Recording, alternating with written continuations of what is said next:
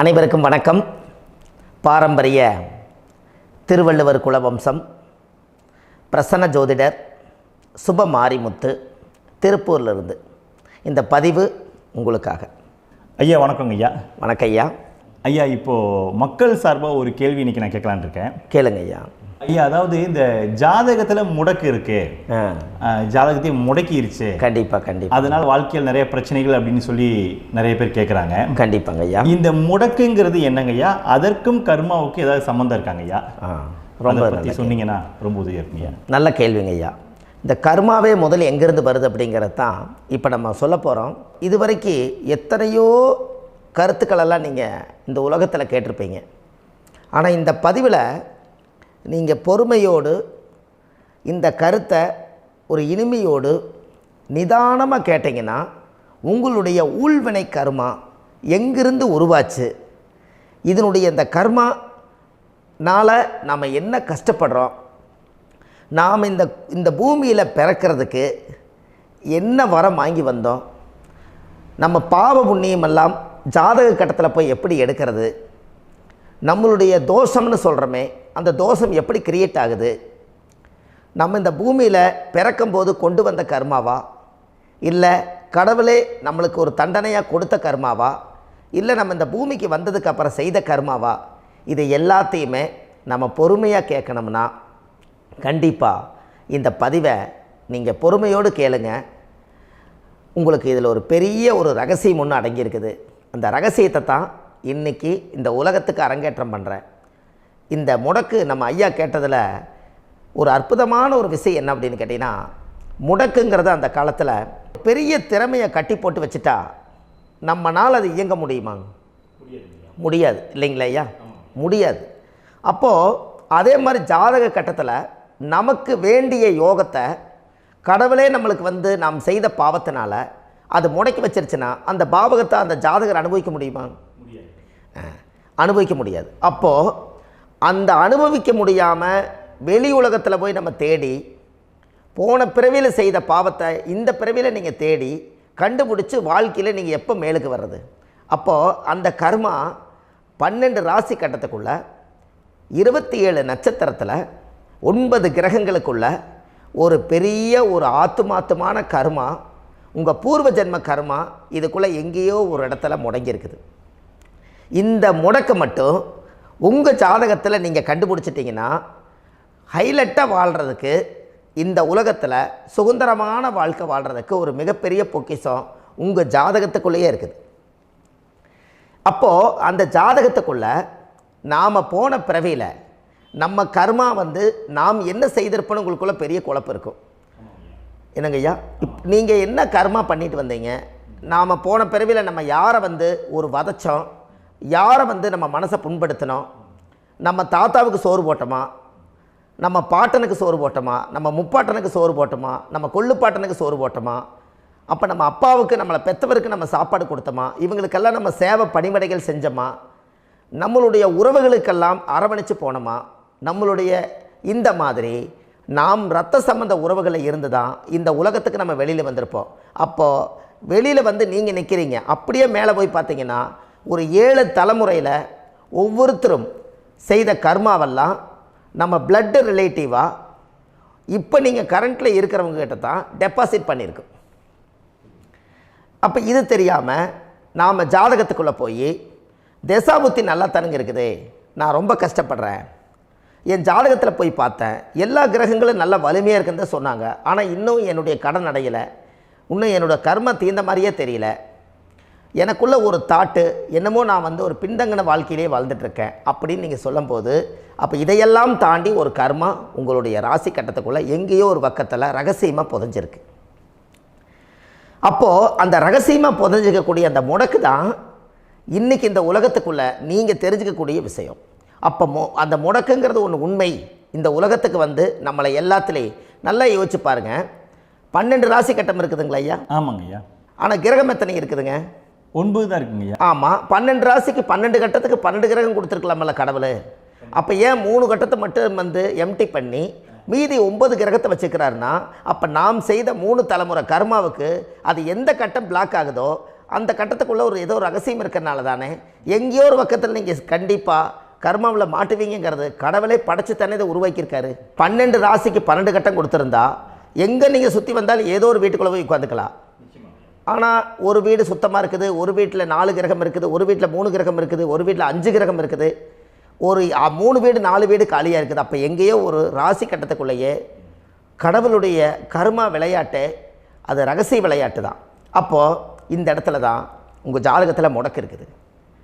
இந்த முடக்கை நீங்கள் எப்படியெல்லாம் அதை ஆராய்ச்சி பண்ணி கண்டுபிடிக்க முடியும் அப்படிங்கிற ஒரு விஷயத்தை தான் இன்றைக்கி நம்ம இந்த உலகத்துக்குள்ளே இதை நுழைக்க போகிறேன். இப்போ அப்பா செய்த பாவம்னு ஒன்று இருக்குமில்லங்க ஐயா, நம்ம அறியாத வயசில் தெரியாதில்ல, அப்பா செய்த பாவம்னு இருக்கும். அப்பாவுடைய சொத்து பிள்ளைக்குத்தானா, அப்பாவுடைய பாவம் பிள்ளைக்குத்தானே, என்னங்க ஐயா? சரி, அப்போ தாத்தா இருக்கிறாரு, தாத்தாவுடைய கர்மா உயிர் எங்கே எழுதி வைக்கிறாருங்க? அப்போது மகனை விட்டுறாரு. அப்போ தாத்தா மாதிரியே முகம் இருக்குது, தாத்தா மாதிரியே அவருடைய நடை உடை பாவனை இருக்குது, அவர் தாத்தாவுடைய ஜீனு தான் அப்படின்னு இவர் சொல்லும்போது, அப்போ தாத்தாவுடைய சொத்து பேரனுக்கு சொந்தம்னா தாத்தாவுடைய பாவம் எங்கே போகுங்க? Very good. அப்போ அப்போது இந்த கர்மா எப்படி டிரான்ஸ்ஃபர் ஆகுதுன்னு உங்களுக்கு தெரியுதா?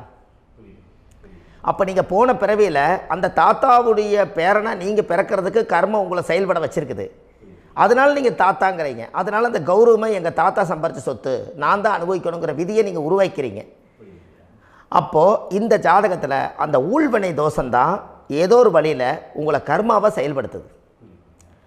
அதனால தான் இந்த ஜாதகத்தில் எந்த ஒரு முடக்கை எடுக்கிறதா இருந்தாலும் சூரியன் என்ற நட்சத்திரம் எதுவோ அந்த நட்சத்திரத்துக்கு எந்த வீடு முடக்காகுதோ அங்கே தான் உங்களுடைய கர்மா ஒளிஞ்சிருக்கும். இதுதான் உங்களுடைய பெரிய ஒரு பொக்கிஷமான ரகசியம். சரிங்க ஐயா, இப்போ இதில் நவகிரகங்கள் 9 இருக்கும்போது ஏன் சூரியனை மட்டும் நம்ம இதில் எடுத்துக்கணும்னு நீங்கள் சொல்கிறீங்க? நல்ல கேள்விங்க ஐயா. நீங்கள் கேட்டீங்க பார்த்தீங்களா, 9 நவகிரகம் இருக்கும்போது சூரியனை மட்டும், அந்த சூரியன் என்ற நட்சத்திரம் பிறக்கும்போது அந்த வீடு மட்டும் முடக்காகுன்னு நீங்கள் கேட்டீங்க இல்லையா?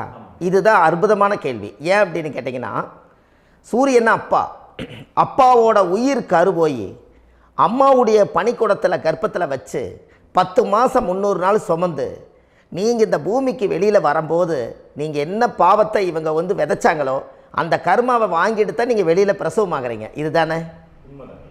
அப்போ சூரியன் என்ற நட்சத்திரம், அந்த சூரியனுங்கிறது உயிர் கருவல்லவா, அப்பாவுடைய உயிரணுக்கள் அம்மாவுடைய கருவிக்குள்ளே போய் நாம் குழந்தை வடிவத்தில் இருந்து 300 நாள் பாவ உன்னித்த பதிவில் ஏட்டு எழுதி ஒரு ஜாதகத்தை கையில் கொடுத்து பிறந்த உடனே உங்களுக்கு ஒரு ஏட்டை பெரட்டி நீ இப்படித்தான் விதி, இனிமேல் இப்படித்தான் நீ வாழணும்னு சொல்லி உங்கள் கர்மாவை நீங்கள் கர்மாவோடு தானே வெளியில் பிறக்கிறீங்க. அப்போ சூரியன் என்ற நட்சத்திரம் தானே இந்த உலகத்துக்கு ஒரு பெரிய ஒரு மகத்துவம். இப்போ பாருங்கள், விடிய வரைக்கும் நம்ம முழிச்சிட்ருக்குறோம், காலையில் சூரிய உதயமானால் அவங்கவுங்க செயல்படுறோம். மீதி எல்லா கிரகங்களுக்குமே வெளிச்சத்தை கொடுக்கக்கூடிய சக்தி சூரியனுடைய பிம்ப ஒளிக்குத்தானே உண்டு, என்னங்க ஐயா?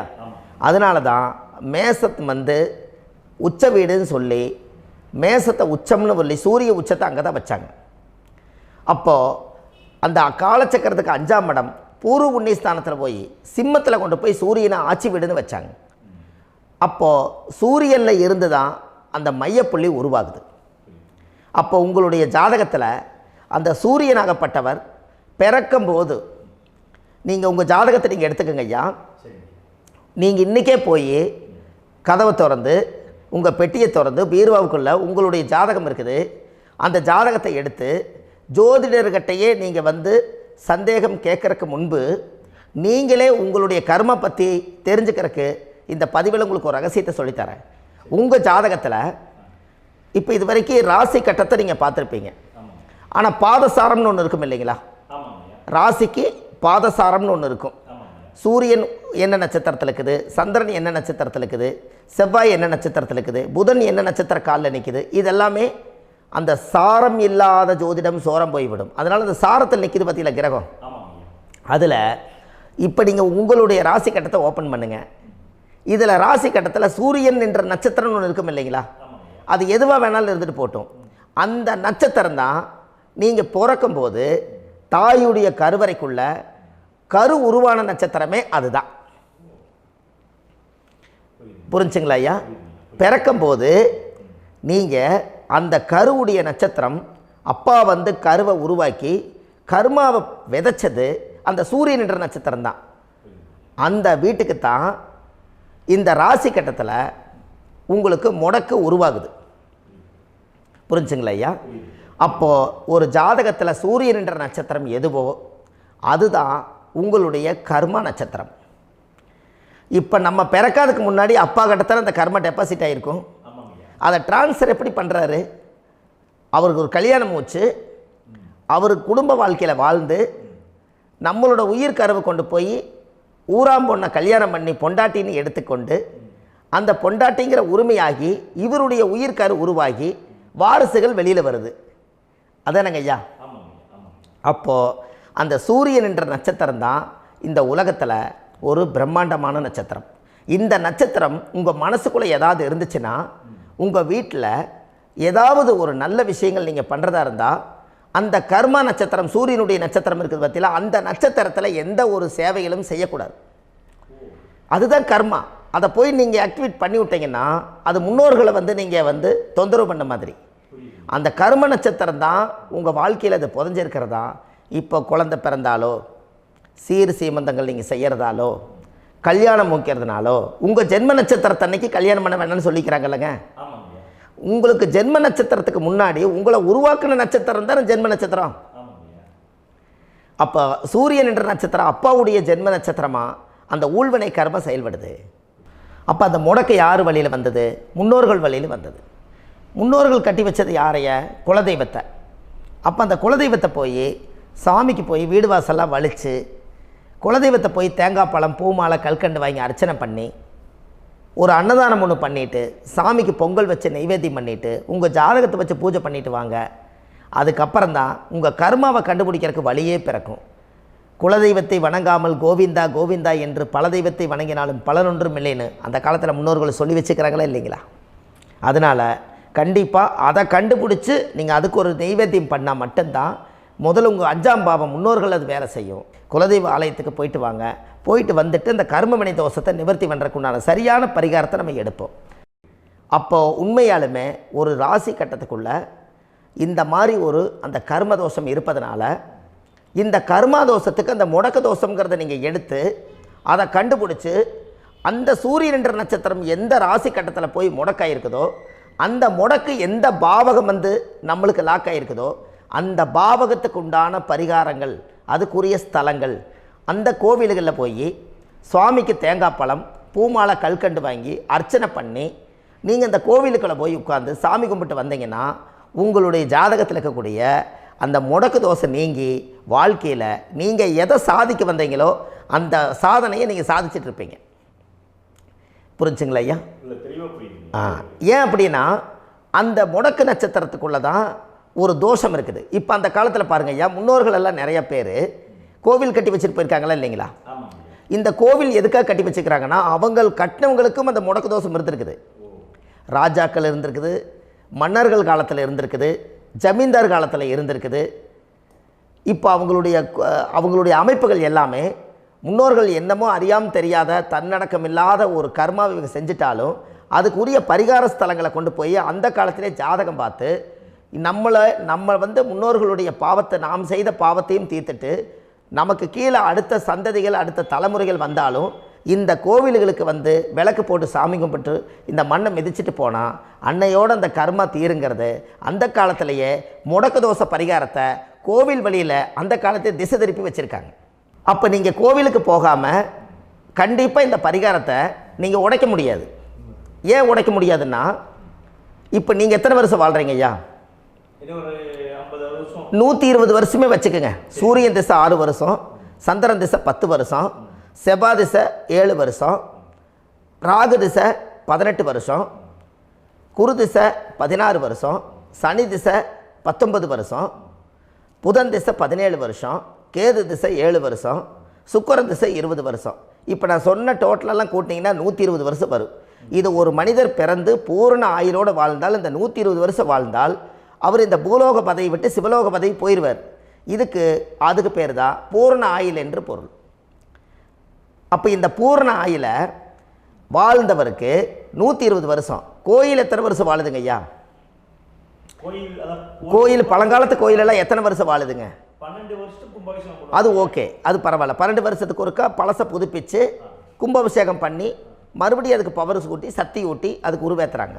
நான் சொல்கிறது கோயில் 5000 வருஷம் 4000 வருஷம் பெரிய பெரிய சித்தர்கள், மகான்கள், ரிஷிமார்கள், யோகிகள், சித்தர்கள் இவங்களெல்லாம் போய் கோவில்லையே சிவனையும் பெருமாளையும் வழிபாடு பட்டுட்டு கோவில்லையே ஒரு ஓரத்தில் ஜீவசமாதி ஆயிட்டாங்கன்னு பழைய கால கோயிலில் சித்தர்கள் குடியிருக்காங்களா இல்லைங்களா? இருக்காங்கல்லங்க ஐயா. அப்போது நாம் 120 வருஷம் வாழ்கிறோம், கோவில் 5000 வருஷம் வாழுது. எங்கே சக்தி அதிகமாக இருக்குன்னு சொல்லுங்க? கோவிலில் தாங்க ஐயா. கோயில் தான், அதில் ஒன்றும் மாற்றம் இல்லைங்களே. கோயில் தாங்க. அப்போ கோவிலில் தான் அந்த சக்தி இருக்குதுன்னு நீங்கள் சொல்கிறீங்க. அப்போ உங்களுடைய கர்மாவை உடைக்கிறதுக்கு 120 வருஷம் பெருசா 5000 வருஷம் பெருசான்னு சொல்லுங்கள்? 5000 தாங்க. அப்போ 5000 வருஷம் உள்ள அலைகள் வந்து எத்தனை அந்த சிவனுக்கு இப்போ சிவன் கோயிலே உங்களுக்கு முடக்கு தோஷத்துக்கு ஒரு கோயில் வருதுன்னு வச்சுக்கோங்க.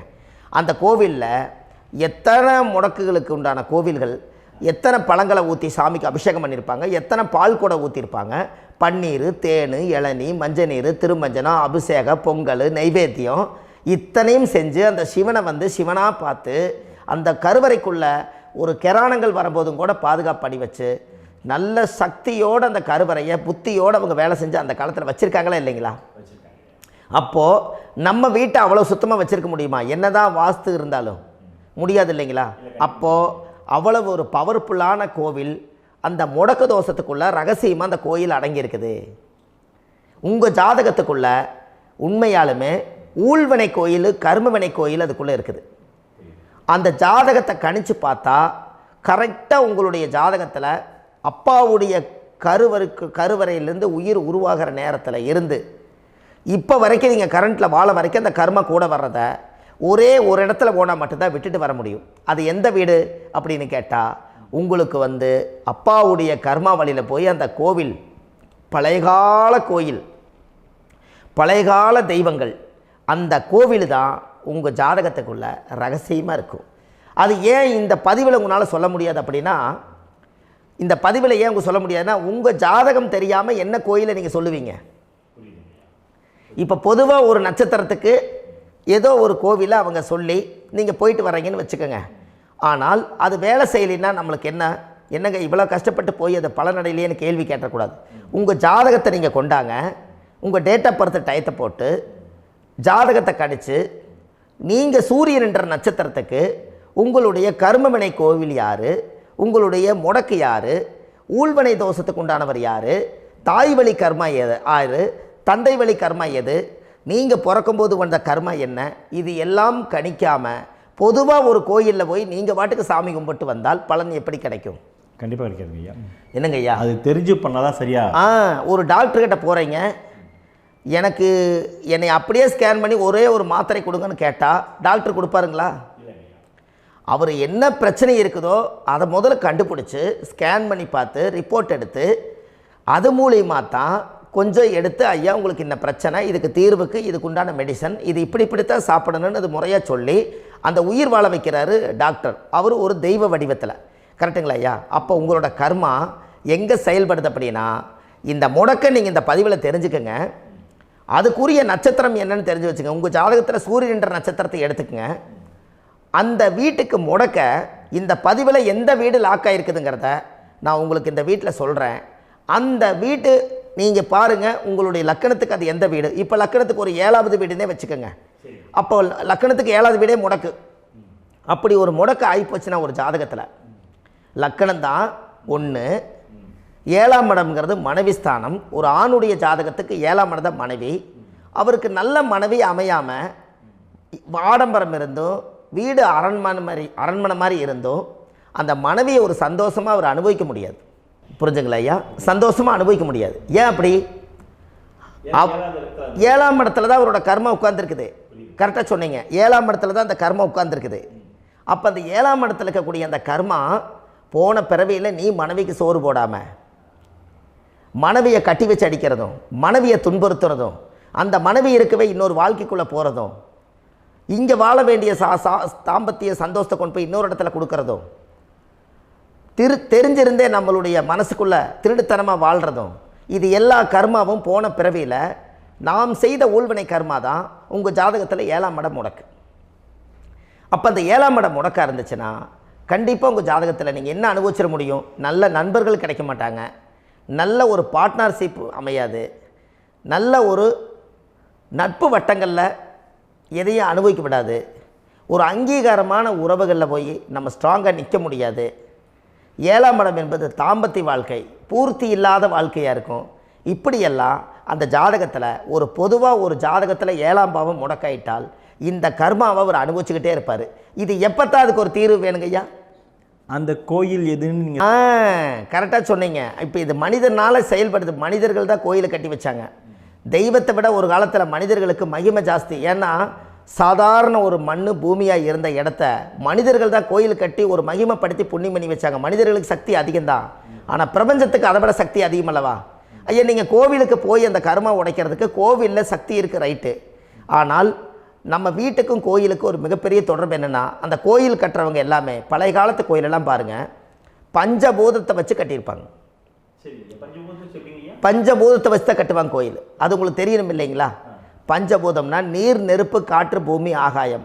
இந்த பஞ்சபூதத்தினுடைய சக்திகள் எல்லாம் ஒரே நேர்கோட்டுக்கு என்னைக்கு வருதோ அன்னைக்கு தான் அந்த கோவிலுடைய பாலக்கால் போட்டு 1000-2000 வருஷம் நிலச்சி நிற்கிறது. காரணம், இந்த பிரபஞ்சத்தில் பஞ்சபூதம் எப்படி நிலச்சி நிற்குதோ அதுபோல் 5000 வருஷம் நிற்கிறதுக்கு அந்த பஞ்சபூத சக்தி வச்சு தான் சாமி சிலையை பிரதிஷ்டை பண்ணி வச்சுருப்பாங்க. அதனால தான் இந்த கோயில்கள் எல்லாம் 5000 வருஷமாயும் எத்தனையோ கிராணங்களை எல்லாம் தப்பிச்சிருக்கிறதுக்கு காரணம்.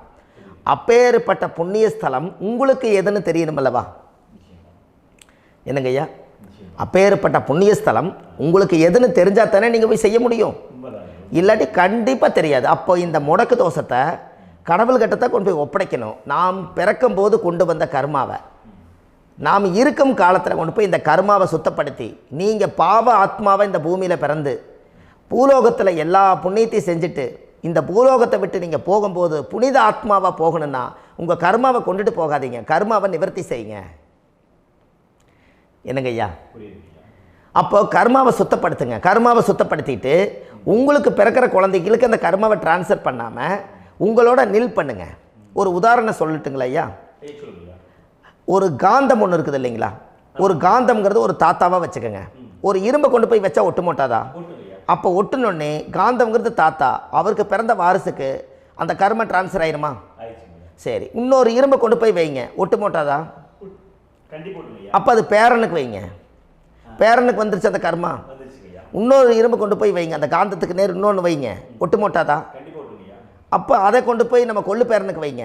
இப்படியே டிரான்ஸ்ஃபர் ஆகி தலைமுறையாக இந்த கர்மா தொடர்ந்துக்கிட்டே இருக்குது. இந்த இடத்துல கொண்டு போய் காந்தத்துக்கு இரும்பு ஒட்டிகிட்டே இருக்குதுல்ல, இந்த இடத்துல ஒரு மரக்கட்டை செஞ்சு கொண்டு போய் கரெக்டாக வச்சுக்கினே போட்டுமா? அந்த மரக்கட்டையை கொண்டு போய் வைக்கிறவர் யார்? மரக்கட்டை வச்சுட்டு அடுத்த வாரிசு புனிதமாக பிறந்துட்டு அந்த மேலே இருக்கிற கர்மாலாம் இந்த அடுத்த இதுக்கு வராதில்ல. இதுதாங்க ஐயா கர்மா. தொடர்ந்து வரக்கூடிய கர்மாவை அதை நில் பண்ணணுங்கிறதுக்கு பேர் தான் இந்த உதாரணத்தை சொன்னவங்களுக்கு. அப்போ நாம் இந்த பூலோகத்தில் நம்ம ஒரு தாயுடைய கருவறையில் இருந்து தொப்புள் கொடி அறுக்கும் நேரம் நாம் என்ன கர்மாவை வாங்கி வந்திருந்தாலும் அதையெல்லாம் ஆராய்ச்சி செய்து ஜாதகத்தில் முழுமையாக கண்டுபிடிச்சி ஒரு காலம் இல்லைனாலும் ஒரு காலம் நம்ம நல்லா இருக்கிறதுக்காக, நம்ம வாரிசுகள் எல்லாம் நலமடைஞ்சு வளமடைஞ்சு வர்றதுக்காக இந்த கர்மா தோஷத்தை கரெக்டாக கண்டுபிடிச்சி சரியான கோவிலுக்கு போய் நீங்கள் கர்மாவை நிவர்த்தி பண்ணி அங்கே பூஜை புனஸ்தானங்கள், சகசரநாம பூஜைகள், ஓமங்கள், வழிபாடுகள் இதெல்லாம் நீங்கள் செஞ்சு உங்களுடைய பாவத்தை எல்லாம் கழித்து உங்கள் ஜாதகத்தவே யோகமாக மாற்ற முடியும். கண்டிப்பாக மாற்ற முடியும். ஏன்னா நம்ம யாரை நம்பி செய்கிறோம்? சரியான கடவுள்கிட்ட வழிகாமிக்க போகிறோம். அப்போ கடவுள் பொய்யாயிருவாரா? ஐயா நம்ம அதாவது அந்த காலத்தை சொல்லுவாங்க, சத்தியுள்ள சாமி கும்பிட்டு புத்தி உள்ள உள்ளே பெக்கணும்னு சொன்னாங்க. 16 வதபதன்னு பெக்கலை, எல்லாம் அறிவோடு பெற்றாங்க. அதனால் எல்லாமே தாய் தந்தைகள் பேச்சை கேட்டாங்க. அன்றைக்கி எல்லாருமே தாய் தந்தைகளுக்கு தூணாக நின்னாங்க. அப்போ அந்த காலத்தில் சத்தியுள்ள சாமி கும்பிட்டு புத்தி உள்ள உள்ளே பெக்கணும்னு சொல்லி அன்றைக்கி அறிவோடு பெற்று இந்த கர்மாவை ஆளுக்கு ஒரு கர்மாவை டிரான்ஸ்ஃபரை பிரித்து எல்லாரும் சுத்தப்படுத்தினாங்க. இன்றைக்கி நம்ம ஒரு குழந்தை 2 குழந்தை பெற்று வச்சுருக்கோம்.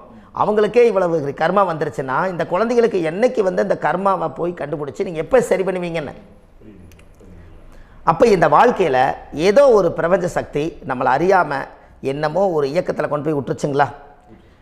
அப்போ இனிமேலாவது இந்த கர்மாவில் இருந்து கண்டிப்பாக நம்ம நிவர்த்தி ஆகணும்னு சொன்னால் இந்த முடக்கு தோஷத்தை யாரெல்லாம் கண்டுபிடிச்சி இந்த ஊழ்வினை கர்மாவில் இருந்து நாம் கருவறையில் சுமக்கும் போது 10 மாதம் நீங்களாம் என்னென்ன நினச்சிருப்பீங்க? அதாவது கருவறைக்குள்ள கருப்பாக ஒரு பிண்டம் இடப்பக்கம் கிடக்கையில் இந்த பூமிக்கு வரும்போது நீங்கள் என்னென்ன நினச்சிருப்பீங்க? இந்த பிறந்ததுக்கு அப்புறம் வந்து தான் அம்மா தெரியுது, அப்பா தெரியுது, தாத்தா தெரியுது, பாட்டி தெரியுது, இந்த உலகத்தில் கண்கொள்ளாத காட்சிகள் எல்லாம் தெரியுது, எல்லாம் தெரியுது. ஆனால் 10 மாதம் உங்கள் வாழ்க்கையில் நீங்கள் இருக்கும்போது நீங்கள் என்னென்னலாம் நினச்சி இந்த பதிவில் இறைவன் கொடுத்தாரோ அதையெல்லாம் அனுபவிக்கத்தான் வந்தீங்க. அதுக்கு இடையில இருக்கிறதான கர்மா. இந்த ஒரு விஷயம் உங்களுக்கு கிடச்சிருச்சுன்னா நீங்கள் எல்லாருமே ராஜயோகமாக பிழைப்பீங்கள்ல. இதில் ஏழை பணக்கார யாரையுமே சொல்ல வரல. அவங்க பிறக்கும்போது புண்ணியத்தை பொறுத்து தான் போன ஜென்மத்தில் நம்ம என்ன புண்ணியங்கள் பண்ணி வச்சோமோ அந்த புண்ணியத்தில் இன்றைக்கி நல்லா வாழ்கிறாங்க. ஒருத்தர் கேட்டார், என் ஜாதகத்தில்ங்க எங்கூட படித்தவர் இடம் வாங்கிட்டார், வீடு வாசல் கட்டிட்டார், தொழில் பண்ணிட்டார், நல்லா இருக்கார், ஆனால் நான் இன்னும் அப்படியே தான் இருக்கிறேங்கன்னு ஒருத்தர் கேட்டார். அதுக்கு ஒரு கருத்து என்னென்னா, டேட் ஆஃப் பர்த் ஒன்று தான், டைம் ஒன்று தானே வச்சுக்கோங்க. அவங்க அப்பா செஞ்ச புண்ணியம் வேறு, நீங்கள் செஞ்ச பாவங்கள் வேறு. அவர் செஞ்ச புண்ணியத்தினால அவருக்கு எல்லாமே முன்னாடி கிடைக்குது. நீ கர்மாவெல்லாம் கழிச்சிட்டீன்னா பின்னாடி கிடைக்க போகுது. இதில் மற்றவங்களை பற்றி வேற்றுமையாக நினைக்கிறதுல எந்த ஒரு இதுவுமே இல்லை. அப்போ ஒருத்தர் பார்த்து ஒருத்தர் வாழ வேண்டாம். உங்களுடைய சுய அறிவை வச்சு இந்த பூலோகத்தில் இந்த பூமியில் நீங்கள் 4 தெரிஞ்சு நல்ல விதமாக கற்றுக்கிட்டு இந்த உலகத்தில் சிறப்பாக வாழ கற்றுக்குங்க. அதுக்கு அந்த ஊழ்வினை தோஷத்தை கண்டுபிடிங்க. உங்களுக்குன்னு ஒரு முடக்கு இருக்குதுங்கிறத இன்றைக்கி நீங்கள் எழுதி வைங்க. அதை எப்படியாவது கண்டுபிடிங்க, அதை தேடுங்க. ஒரு முறை நீங்கள் ஜாதகத்தை கொண்டு வாங்க. அந்த ஜாதகத்தை கொண்டு வந்து உங்கள் பாவகத்தில் எத்தனாம் பாவம் முடக்காயிருக்குதுன்னு பாருங்கள்.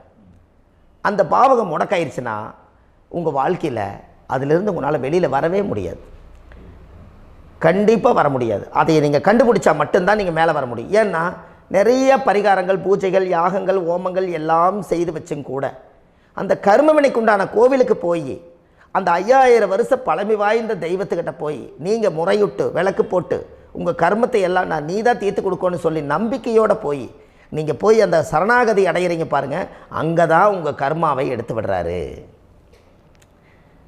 அப்போ இந்த ரகசியம் உங்களுக்கு வேணுமல்லவா? அப்போ உங்கள் ஜாதகத்தில் எங்கே முடங்கி அதுக்குரிய கோவில்கள் எல்லாம் என்ன, அதுக்கு தான பரிகாரம் என்ன, அதுக்கு நீர் பரிகாரம் என்ன, யாத்திரை பரிகாரங்கள் என்ன, நீங்கள் வீட்டில் இருந்தே செயல்படுத்தக்கூடிய பரிகாரங்கள் என்ன, பரிகாரம் கோவிலுக்கு போய்த்தான் நடக்குமா, இல்லை நாம் வீட்டில் வச்சு வணங்குறதுனால நடக்குமா, நாம் செய்யக்கூடிய தர்ம பரிகாரங்கள் என்ன, தான பரிகாரங்கள் என்ன, இப்படி பல விதமாக இருக்கிறனால உங்கள் ஜாதகத்துக்கு எந்த மாதிரி பரிகாரம் கனெக்ட் ஆகுதுங்கிறது தெரியணும். இது தெரியாமல் கண்டிப்பாக உங்களால் செயல்படுத்துறது ரொம்ப கஷ்டம். இதனால் இதை நீங்கள் தெரிஞ்சுக்கணும்னா இப்போ நம்ம பாருங்கள், நீங்கள் அந்த தெரிஞ்சுக்கிட்டாலே உங்கள் வாழ்க்கையில் ஒரு டைம் தான் நீங்கள் தெரிஞ்சுக்க போகிறீங்க. உங்களுடைய கர்மா என்ன, நீங்கள் எங்கே செயல்பட்டு போயிட்டுருக்கிறீங்க, உங்கள் போகிற பாதை சரியா இல்லை அந்த பாதையில் முள்ளு கல் இருக்குதா, இது எல்லாம் உங்களுக்கு தெரியலனா இந்த முடக்கை கண்டுபிடிக்கக்கூடிய சக்தி வாய்ந்த இந்த கர்மாவை நிவர்த்தி பண்ணுறதுக்கு வழிகள் இருக்குது. அதனால் நீங்கள் கண்டிப்பாக இந்த முடக்கை தெரிஞ்சுக்கணும். இந்த முடக்கு ராசினா என்ன உண்மையாலுமே உங்கள் வாழ்க்கையில் நீங்கள் தெரிஞ்சு இனிமேல் உங்கள் வாழ்க்கையில் இதுவரையிலும் கர்மாவுக்குள்ளேயே கஷ்டப்பட்டீங்க, வழி தெரியாமல் கண்ணை கட்டி காட்டில் விட்ட மாதிரி இருந்தீங்க. இனி அப்படி இருக்க வேண்டாம். உங்கள் ஜாதகத்தில் 12 ராசி கட்டத்தில் 9 கிரகம் போகும், மீனி 3 கிரகம், 3 கட்டம் உங்களுக்கு எங்கேயோ ஒரு பக்கத்தில் 3 கட்டம் எம்டியாக தான் இருக்கும். கரெக்டுங்களா? அது இல்லாமல் ஒரு ஜாதகம் பிறக்காது. ஏன்னா 9 கிரகத்துக்கு 9 கணக்கு போட்டால் 3 கட்டம் எம்டியாக தான் நிற்குது.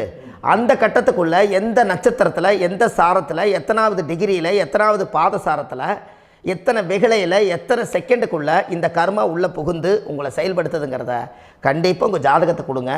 பார்த்து இந்த விஷயத்தை சொல்கிறேன், நீங்கள் அந்த இடத்துக்கு போய் நிவர்த்தி பண்ணிவிட்டு உங்கள் வாழ்க்கையில் கொஞ்சம் காலம் வாழ போகிறீங்க. பாருங்கள், பிறந்ததுலேருந்து 20 வருஷத்துக்குள்ளே இளமையாக வாழ்கிறீங்க, குழந்தையாக வாழ்கிறீங்க. 20லேருந்து 40 வயசுக்குள்ளே தான் உங்களுக்கு ஒரு பொண்ணை பார்த்து கல்யாணம் பண்ணி ஒரு கரு உருவாக்குறீங்க. அதுக்கப்புறம் 40லேருந்து 60க்குள்ளே குழந்தை பெற்று கடமை முடிச்சிடுறீங்க. 60 வயசுக்கு மேலே ரிட்டையர்ட் ஆகிடுறீங்க. இந்த 20க்கும் 60க்கும் இல்லாத 20லேருந்து இந்த 40 வயசுக்குள்ளே உங்களோட தேடல் என்னவோ அது வாழ வேண்டிய சுகபோகமான வாழ்க்கை எல்லாமே அந்த 40க்குள்ளே தான் இருக்குது. இந்த 40க்குள்ளே இருக்கக்கூடிய வாழ்க்கையை இந்த கர்மா தெரியாமல் காலத்தை வீணாக்க வேண்டாம். வாழ வேண்டிய வயசில் நீங்கள் வாழணும். அதுக்குரிய கர்மாவை நீங்கள் சுத்தப்படுத்துங்க. எப்படியெல்லாம் நீங்கள் சந்தோஷமாக வாழ்கிறீங்கன்னு எனக்கு ஒரு தகவல் கொடுங்க. வேறு லெவலில் நீங்கள் இருப்பீங்க. கண்டிப்பாக இந்த பதிவில் உங்களுக்கு நான் இந்த விஷயத்தை கொடுக்க போகிறேன். இந்த முடக்கு நட்சத்திரங்கள் என்ன அப்படிங்கிறத இந்த பதிவில் நீங்கள் ஒரு நோட் ஒன்று எடுத்துக்கோங்க, குறித்து வச்சுக்கோங்க. இதில் இருந்து அவங்கவுங்களுக்கு முடக்கு நட்சத்திரம் என்னங்கிறத இந்த பதிவில் நான் உங்களுக்கு கொடுக்குறேன். இந்த வீடு தான் அது முடக்குங்கிறத சொல்கிறேன். இதையெல்லாம் நீங்கள் தெரிஞ்சு உங்கள் ஜாதகத்தவே நீங்கள் முடக்கு எடுத்து கண்டிப்பாக உங்கள் வாழ்க்கையில் நீங்கள் நல்லா இருப்பீங்க. அதுக்கு ஒரு நோட் எடுத்து வச்சுக்கோங்க. இது வரைக்கும் கர்மாவை பற்றி நம்ம பேசினோம். உங்கள் ஜாதகத்தில் சூரியன் என்ற நட்சத்திரத்துக்கு தான் முடக்குன்னு சொன்னீங்களே, எந்த வீடுங்கிற ரகசியத்தை இன்றைக்கி நம்ம எல்லோரும் தெரிஞ்சுக்கலாமா? இத்தனை காலமாக நீங்கள் தெரிஞ்சுக்காத ஒரு ரகசியத்தை இன்றைக்கி உங்கள் ஜாதக கட்டத்தில் நீங்களே முடக்க கண்டுபிடிச்சி அதுக்குண்டான பலனை தேட போகிறீங்க. அந்த தேடல் தான் உங்களை கொண்டு போய் உட்கார வைக்க போகுது. ஒரு உதாரணம், உங்கள் ஜாதகத்தில் பாதசாரம் இருக்குது அல்லவா? அந்த பாதசாரத்தில் சூரியன் என்ற நட்சத்திரம், சூரியன் நின்ற நட்சத்திரம் பாதசாரத்தில் கரெக்டாக எடுங்க. அது கேட்ட நட்சத்திரத்தில் சூரியன் என்ற நட்சத்திரமாக இருந்தால் அது தனுசு வீடு தான் முடக்கு ராசி வரும். அப்போ தனுசு வந்து முடக்கு ராசினா அப்போ உங்கள் லக்கணத்துக்கு அது எத்தனாவது வீடுன்னு பாருங்கள். அந்த பாவகத்தை நீங்கள் அனுபவிக்க முடியாமல் இருப்பீங்க. அப்போ அதை போய் நீங்கள் நிவர்த்தி செஞ்சிட்டிங்கன்னா அந்த கர்மாவிலேருந்து நீங்கள் ரிலீஸ் ஆகிடுவீங்க. அது ஏன் சூரியன் என்ற நட்சத்திரம் அப்பாவுடைய உயிர் கருவிலேருந்து நீங்கள் உருவானதுனால அந்த உள்வினை தோஷம் தான் உங்களுக்கு முடக்க உட்காந்துருக்குது. அந்த கர்மா நீங்கள் சுத்தமாயிருச்சுன்னா கண்டிப்பாக உங்கள் வாழ்க்கையில் ஒரு மிகப்பெரிய மாற்றத்துக்கு நீங்கள் வந்துடுவீங்க. இதில் இருந்து தான் உங்கள் ஜாதகம் ஒரு பிரமிப்பாக இருக்கும். இது வரைக்கும் யோகங்கள் எல்லாம் தடுத்து வச்சுருக்குதுங்க. எனக்கு இடம் வாங்க முடியல, வீடு கட்ட முடியல, என்னால் தொழில் செய்ய முடியல, குழந்தை பெக்க முடியல, குடும்பத்தோடு சந்தோஷமாக இருக்க முடியல. எல்லாத்துக்கும் காரணமே உங்கள் பூர்வ ஜென்மத்தினுடைய கர்ம வினை தோஷம்தான். அதை நிவர்த்தி பண்ணிட்டீங்கன்னா கண்டிப்பாக உங்கள் வாழ்க்கையில் நீங்கள் வெற்றி ஆயிடுவீங்க. கேட்ட நட்சத்திரத்தை பற்றி இதுவரை காலமாக பார்த்துட்டு இருந்தீங்க. கேட்ட நட்சத்திரம் முடிஞ்சு மூல நட்சத்திரத்தை பற்றி அடுத்த பதிவில் நம்ம சந்திக்க போகிறோம். நம்ம ஆன்லைன்லேயே ஜாதகம் பார்க்குறோம். உங்கள் date of birth, time, place கொடுத்தீங்கன்னா போதும். உங்களுக்கு ஜாதகத்தை கணிச்சு ஃபோன்லேயே உங்களுக்கு கர்ம ராசி கண்டுபிடிச்சி உங்களுக்கு உண்டான கர்ம பரிகாரத்தை சொல்லி உங்கள் வாழ்க்கையில் ஒரு வெளிச்சத்துக்கு கொண்டு வர்றதுக்கு என்றைக்கும் உங்களுக்கு உறுதுணையாக இருப்பேன். நீங்கள் கண்டிப்பாக இந்த பதிவுகள் எல்லாம் இது உங்களுக்காகத்தான். இது அதிகாலை நேரத்தில் பிரம்ம முகூர்த்தத்தில் இந்த பதிவை உங்களுக்கு முழுமையாக சமர்ப்பணம் பண்ணுறேன். இதை கற்று இதை வழி நடத்தி இதைய எப்படியெல்லாம் இந்த முடக்க கண்டுபிடிச்சி இப்படியெல்லாம் பேச வச்சு அழகு பார்க்க நம்ம முன்னோர்களுடைய ஆசீர்வாதமும் இந்த முடக்க கண்டுபிடிச்ச குருமார்களும் அவங்களுடைய குடும்ப பாரம்பரிய வம்சாவளிகளும் எல்லாருமே நல்லா இருக்கணும். அதுக்காக இந்த நேரத்தில் நான் வந்து அடியேன் சுப மாரிமுத்தாக இருந்து திருப்பூர்லேருந்து இந்த பதிவை உங்களுக்கு நான் கொடுக்குறேன். கண்டிப்பாக இந்த முடக்கு கோயிலுக்கு, இந்த முடக்கு தோஷத்துக்கு உண்மையான பரிகாரங்கள், எளிமையான பரிகாரங்கள் நீங்களே வாழ்க்கையில் செஞ்சு ஆதிகால பரிகாரங்கள் உங்கள் மனசுக்குள்ளே இருக்குது. அதை செயல்படுத்தினா மட்டும் போதும், வாழ்க்கை எங்கேயோ போயிடும். கண்டிப்பாக ஒரு முறை உங்கள் ஜாதகத்தை அனுப்பி வைங்க, உங்களுக்கு நான் பார்த்து பலன் சொல்கிறேன். இன்றைக்கி நான் கொடுத்த பதிவுகள் எல்லாம் உங்களுக்கு ரொம்ப பயனுள்ளதாக இருந்திருக்கும். உங்களுக்கு இது வரைக்கும் எத்தனையோ கர்ம வினைகளை பற்றி தெரியாமல் இருந்திருப்பீங்க. இந்த பதிவில் நிறைய கேட்டு தெரிஞ்சுக்கிட்டீங்க. இதெல்லாம் வாழ்க்கையில் ரொம்ப முக்கியமான பரிகாரங்கள், எளிமையான பரிகாரங்கள். நேராக நீங்கள் கடவுளைத்தான் கெட்டியாக பிடிக்க போகிறீங்க. அந்த பரிகாரங்கள் எல்லாம் செஞ்சு அதிகாரமாக வாழ்ந்து இந்த பூலோகத்தில் நல்ல சிறப்பாக வாழ்கிறதுக்கு இந்த பரிகாரம் உங்களுக்கு ரொம்ப யூஸ்ஃபுல்லாக இருக்கும். கண்டிப்பாக இந்த பதிவை செய்யுங்க. நம்ம பாரம்பரிய திருவள்ளுவர் குல வம்சம், பிரசன்ன ஜோதிடர் சுப மாரிமுத்து, திருப்பூரில் இருக்கேன். 30 ஆண்டு காலமாக நம்ம ஜோதிடம் பார்த்து கொண்டு இருக்கிறோம். இவ்வளவு காலமாக எத்தனையோ ஆயிரக்கணக்கான மக்களுக்கு நம்ம ஜோதிடம் பார்த்து வழிகாட்டி நிறைய மக்களுக்கு நிறைய சேவைகள் செஞ்சுருக்கேன். நிறைய கோயில் கட்டி வச்சுருக்கேன், கும்பாபிஷேகங்கள் பண்ணி வச்சுருக்கேன், அன்னதானங்கள் நிறையா பண்ணி வச்சுருக்கேன், புண்ணிய யாத்திரைகள் நிறைய போய் வந்திருக்கேன். மக்களுக்காகவே நான் உங்களுக்கு உழைக்க தயாராக இருக்கேன். இந்த ஜோதிடம் வந்து என்னுடைய ஒரு பாரம்பரியமாக, என்னுடைய அப்பா தாத்தா முன்னோர்கள் இதெல்லாம் எங்களுடைய குலத்தொழில் இது. அதனால் நாங்கள் பாரம்பரியமாக திருவள்ளுவர் குல வம்சம். வள்ளுவர் வாக்குன்னு யூடியூப் சேனலில் போனீங்கன்னா 1000 பரிகாரங்கள் கொடுத்துருக்கேன். அதுவும் உங்களுக்கு ரொம்ப யூஸ்ஃபுல்லாக இருக்கும். வள்ளுவர் வாக்கு அப்படின்னு போடுங்க, அப்படி இல்லைன்னா சுப மாரிமுத்துன்னு போடுங்க.